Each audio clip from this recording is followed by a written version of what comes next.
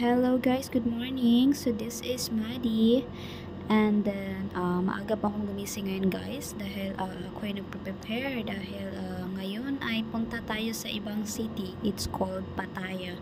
Nandun daw kasi ang beach. So i-try natin ang kanilang beach. Although sabi nga ay medyo malayo. It takes few hours to go there. And then, so, ayan, nagre-ready tayo. And then, sakay na tayo, guys, sa ating mahiwagang sasakyan. In fairness, guys, yung kanilang sasakyan dito ay mga Fortuner. So, para kang,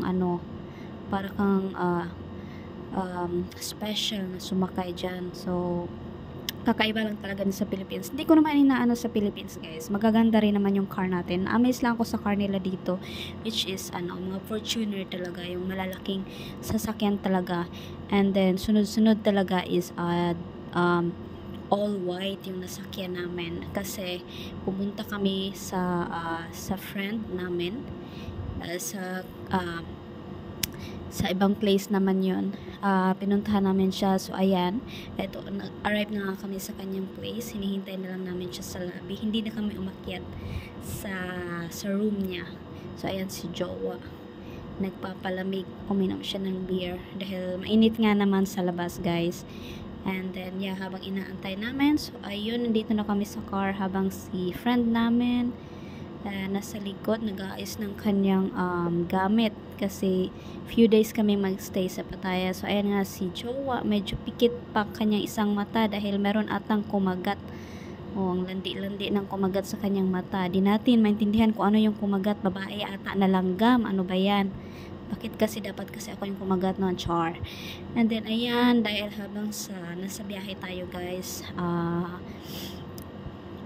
hindi pa kasi ako nag-almusal kasi maaga akong gumising, and then doon na rin kasi ako nag-impake ng mga gamit namin. So nagutom ako. Buti na lang meron akong bread na natira na hindi naman siya tira, yung hindi ko siya nakain nung binili ko siya nung kagabihan. And then ayun, buti dinala ko talaga, sayang. So syempre food pa rin naman yan. And then yan, pakok tayo kahit hindi malamig. So pakok si madam, ayan. So habang nasa biyahe, so para malamanan lang yung ating tiyan kasi nga naman malayo-layo pa lang biyahe. So ayun na nga, habang nasa car tayo, habang nag-uusap sila si Jowa at si friend, so ako naman ay sumusubo dahil parang nagugutom ng ang aking bitok sa tiyan. Char, wala pa akong bitok, guys.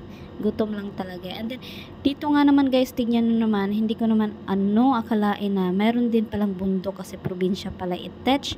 So, para lang akong nandyan, para akong nagpunta sa Baguio. So, ayan, nag-arrive na nga pala, dumating na kami, guys. So, sa hotel na sa Pattaya.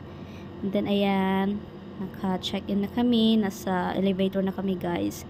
Separate room kami, nasa second floor si friend, and then sa third floor po kami. So far so good naman. Ang ganda ng kanilang place, guys.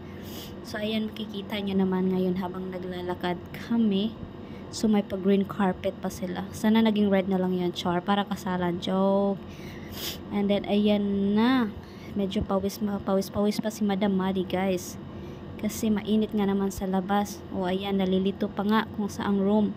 Sige, magbilang ka kung saan dyan, char.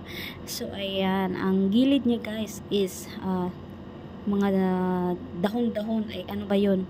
Yan, ayan, tingnan nyo, ang ganda, diba? Sa kabilang dulo niyan, guys, is dagat na.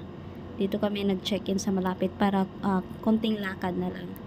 And then ayan, dumating na nga tayo sa ating room. So ayan, buksan na natin ang ating mansion. Ayan, tagal pang nakabip-bip si Dudong. Inutusan ko siyang kasi may dala ako.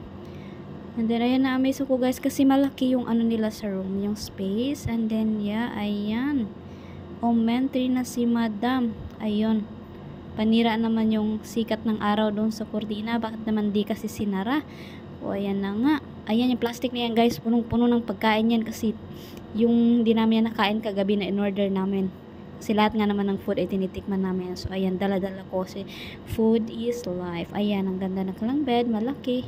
Pwede na kami gumulong-gulong at tumalon-talon, char. Hindi naman, lang, behave tayo. And then, look at the balcony, guys. Ang ganda ng balcony nila. Ang lapad. And then, yeah, tignan nyo naman. Silip tayo ulit dyan. And then, ayun. Tour ko kayo sa kanilang CR.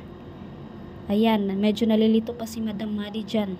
Kasi, hindi ko makita ang kanilang kung saan yung pindutan ng light. So, medyo nadiliman tayo. O, ayan. May panakot pa dyan sa gitna. Towel pala yun. So, ayun, meron pa silang blower. Char. Ganda. Mura lang yan, guys. Pero, kumpleto sila. Maliban lang sa, ayan, may patubig pa. Meron pa tayong shampoo, may mini fridge. O, may lagay ng pera. Ay, wala pa akong perang ilalagay dyan. And then, ayan, balik po tayo sa labas, guys. Which is, ipakita ko sa inyo kung saan banda yung, ang ganda ng looks, diba? Kung saan banda yung dagat. Ayan, i-zoom ko yan, guys.